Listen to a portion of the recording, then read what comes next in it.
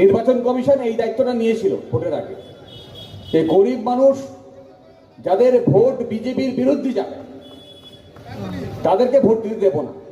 যাদের পুলিশ তুলে নিয়ে গেছে, তো আমি তাদের বাড়ির লোককে বলেছি, এসছে আমার কাছে, যে পুলিশ তুলে নিয়ে গেছে সেই পুলিশ জামাই আদর করে ঘরে আপনার ফেরত দিয়ে যাবে, আর সে দায়িত্ব আমরা নেব। সমস্যার সমাধানের রাস্তা আছে কি নেই খুঁজে বার করতে হবে আমাদের সকলে মিলে। ট্রাইব্যুনালে অ্যাপিল করেছেন আপনারা, আর আমরা যা হিসাব করছি তাতে দেখাচ্ছে যে আগামী 20 বছর লেগে যাবে এই অ্যাপিলগুলো ডিসপোজ অফ করতে। যে গতিতে অ্যাপিলটা শুনানি হচ্ছে, দিনে 4টি থেকে 5টা অ্যাপিলে শুনানি হচ্ছে, প্রায় 28 লক্ষ অ্যাপিল পেন্ডিং, 5.5 লক্ষ তাদের অ্যাপিল করার সুযোগও হয়নি। এই 28 তারিখে তাদের বাদ চলে গেছে, অ্যাডজুডিকেশনও হয়নি। ফলে এদিকে 28, ওদিকে 5.5, এতগুলোর ভোটার এখনো বাইরে আছে। এখনো পর্যন্ত যে অ্যাপিলের শুনানি হয়েছে সেই শুনানিতে দেখা গেছে মাত্র 19% অ্যাপিল ডিসমিস হয়েছে, বাদ বাকি সব অ্যালাউ হয়েছে। তার মানে হচ্ছে যে ওই 1000 খানেক বাতিল হয়েছে, আর বাদ বাকি যত অ্যাপিল হয়েছিল, যা শুনানি হয়ে গেছে, সব অ্যালাউ হয়েছে। এই কথাটা বললাম এই কারণে, তার মানে এতগুলো অ্যাটলিস্ট অন্তত পক্ষে এতগুলো ভ্যালিড ভোটার তারা ভোট দিতে পারেনি। নির্বাচন কমিশন এই দায়িত্বটা নিয়েছিল ভোটের আগে যে গরিব মানুষ যাদের ভোট বিজেপির বিরুদ্ধে যাবে তাদেরকে ভোট দিতে দেব না। আর এখন স্থির করেছে আগামী 20 বছর এদের ভোট দিতে দেব না।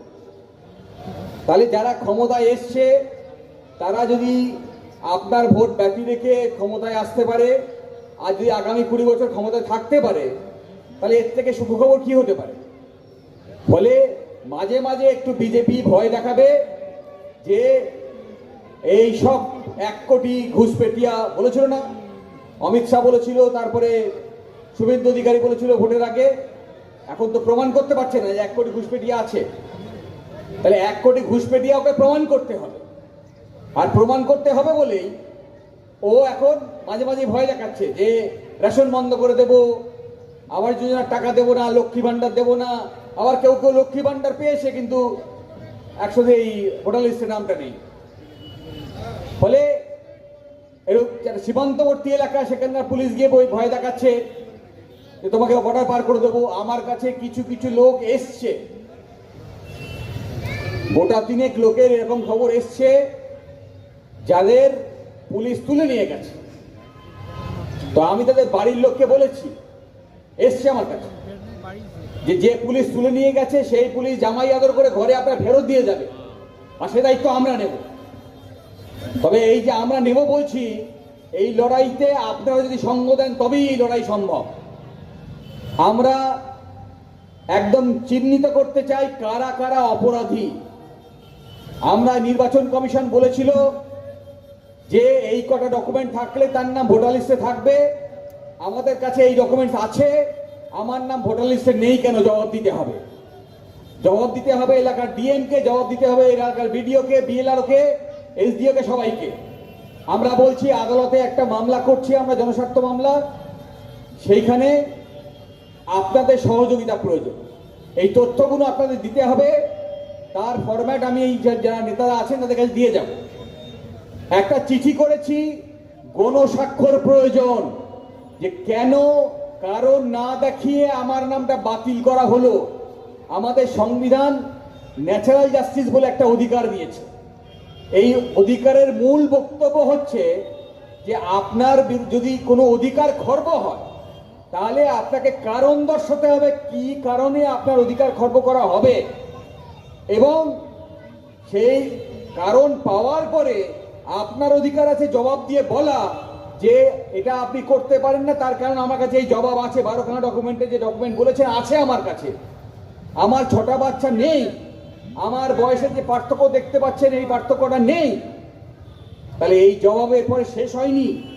আমাদের সংবিধান অধিকার দিয়েছে ন্যাচারাল জাস্টিসের মধ্যে যে তারপরও যদি আপনার নাম বাতিল করতে হয় তাহলে একটা কারণ লিখতে হবে, লিখিত কারণ, মুখে মুখে নয়। কারণ একটা লিখতে হবে, এখানেই শেষ নয়, কারণ লিখে সেই কারণ আপনাকে জানাতে হবে।